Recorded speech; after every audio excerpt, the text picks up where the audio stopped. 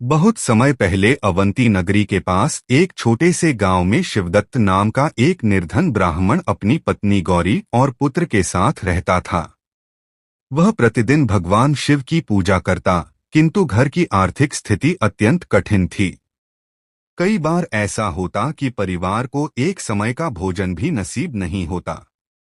फिर भी शिवदत्त के मुख से कभी शिकायत नहीं निकलती थी। वह हमेशा कहता, भोलेनाथ देर अवश्य करते हैं, पर अंधेर कभी नहीं करते। ज्येष्ठ मास बीत गया और वर्षा ऋतु का आगमन होने लगा। गांव के प्राचीन शिव मंदिर के महंत ने घोषणा की कि अगले दिन से आषाढ़ मास आरंभ होगा। उन्होंने कहा, आषाढ़ का प्रत्येक सोमवार भगवान शिव को अत्यंत प्रिय है। जो श्रद्धा, संयम, सत्य और सेवा के साथ इस दिन शिवजी का पूजन करता है, उसकी मनोकामना पूर्ण होती है। गांव के सभी लोग पूजा की तैयारी करने लगे। किसी ने दूध खरीदा, किसी ने बेलपत्र, किसी ने फल और मिठाई। लेकिन शिवदत्त के पास कुछ भी खरीदने के लिए धन नहीं था। उसकी पत्नी ने कहा, स्वामी, हमारे पास तो केवल एक मुट्ठी चावल और थोड़ा सा आटा बचा है। पूजा कैसे होगी? शिवदत्त मुस्कुराया, भगवान को वस्तु नहीं, भाव चाहिए। आषाढ़ मास का पहला सोमवार आया। ब्रह्म मुहूर्त में दोनों पति पत्नी नदी पर स्नान करने गए। लौटते समय उन्हें एक बेल का वृक्ष मिला। नीचे गिरे हुए 3 ताजे बेलपत्र श्रद्धा से उठाए। रास्ते में कुछ जंगली फूल भी मिल गए। नदी का निर्मल जल एक छोटे कलश में भर लिया। मंदिर पहुंचकर शिवदत्त ने जल चढ़ाया, बेलपत्र अर्पित किए और आंखें बंद करके प्रार्थना की।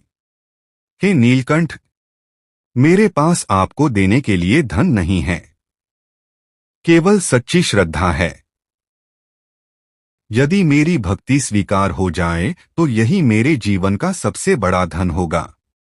पूजा के बाद वे घर लौट रहे थे कि रास्ते में एक वृद्ध साधु मिले। वे बहुत कमजोर दिखाई दे रहे थे।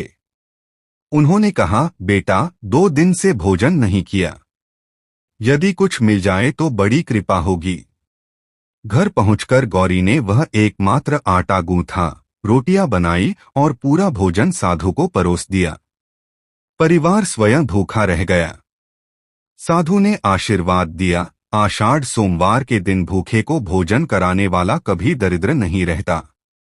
साधु चले गए। उस रात तेज वर्षा हुई। सुबह शिवदत्त खेतों की ओर गया। रास्ते में उसे एक घायल बैल दिखाई दिया। उसने उसे पानी पिलाया, घाव साफ किए और गांव तक पहुंचाया। बैल एक बड़े किसान का था। किसान ने प्रसन्न होकर कहा, पंडित जी, आपने मेरा प्रिय बैल बचा लिया। मैं आपका ऋणी हूं। शिवदत्त ने कोई पुरस्कार लेने से मना कर दिया। कुछ दिनों बाद वही किसान उसके घर आया और बोला, मेरे खेतों की पूजा और शुभ कार्यों का दायित्व आप ही संभालेंगे। बदले में मैं आपको हर महीने अन्न दूंगा। धीरे धीरे शिवदत्त के घर की कठिनाइयां कम होने लगीं। आषाढ़ का दूसरा सोमवार आया।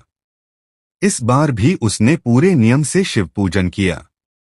पूजा के बाद उसने गांव के कुएं की सफाई में लोगों की सहायता की। उसका मानना था कि वर्षा ऋतु में स्वच्छ जल की व्यवस्था भी भगवान शिव की सेवा है। उस रात शिवदत्त को स्वप्न आया। उसने देखा कि कैलाश पर्वत पर भगवान शिव और माता पार्वती विराजमान हैं। भोलेनाथ मुस्कुराकर बोले, शिवदत्त, तुमने मुझे दूध से नहीं, अपने सत्कर्मों से प्रसन्न किया है। भूखे को भोजन, पशु पर दया और निस्वार्थ सेवा ही मेरी सच्ची पूजा है। सुबह उसकी आंख खुली तो उसका हृदय आनंद से भर गया। कुछ ही महीनों में गांव में उसका सम्मान बढ़ गया। लोग केवल पूजा कराने के लिए ही नहीं, बल्कि सलाह लेने भी उसके पास आने लगे। उसने कभी किसी से अधिक दक्षिणा नहीं मांगी। एक दिन गांव का मुखिया बोला, पंडित जी, आपके जीवन में इतना परिवर्तन कैसे आया? शिवदत्त ने उत्तर दिया, जब मन से अहंकार निकल जाता है और श्रद्धा के साथ भगवान शिव का स्मरण किया जाता है, तब आषाढ़ का सोमवार जीवन बदल देता है। उस वर्ष गांव में भरपूर वर्षा हुई। खेत लहलहा उठे। लोगों ने तय किया कि हर आषाढ़ सोमवार को सामूहिक शिव पूजन, अन्नदान और वृक्षारोपण किया जाएगा। कई वर्षों बाद शिवदत्त समृद्ध हो गया, लेकिन उसने अपनी सादगी नहीं छोड़ी। वह हमेशा कहता, जिस दिन मैंने भूखे साधु को अपना अंतिम भोजन दिया था, उसी दिन भगवान शिव ने मेरे भाग्य का द्वार खोल दिया था। तब से उस गांव में यह परंपरा बन गई कि आषाढ़ मास के प्रत्येक सोमवार को लोग प्रातः स्नान करके भगवान शिव को जल और बेलपत्र अर्पित करते, किसी भूखे को भोजन कराते, पशुओं पर दया करते और वर्षा ऋतु में वृक्ष लगाते। लोगों का विश्वास था कि इस दिन की गई निस्वार्थ सेवा भगवान शिव को सबसे अधिक प्रिय होती है। कथा का संदेश। आषाढ़ मास का सोमवार हमें सिखाता है कि भगवान शिव को बाहरी वैभव नहीं, बल्कि सच्ची श्रद्धा, सेवा, करुणा और दान प्रिय हैं। जो व्यक्ति इस दिन ईमानदारी से शिवजी का स्मरण करता है और किसी जरूरतमंद की सहायता करता है, उसके जीवन में सुख, शांति और समृद्धि का मार्ग अवश्य खुलता है।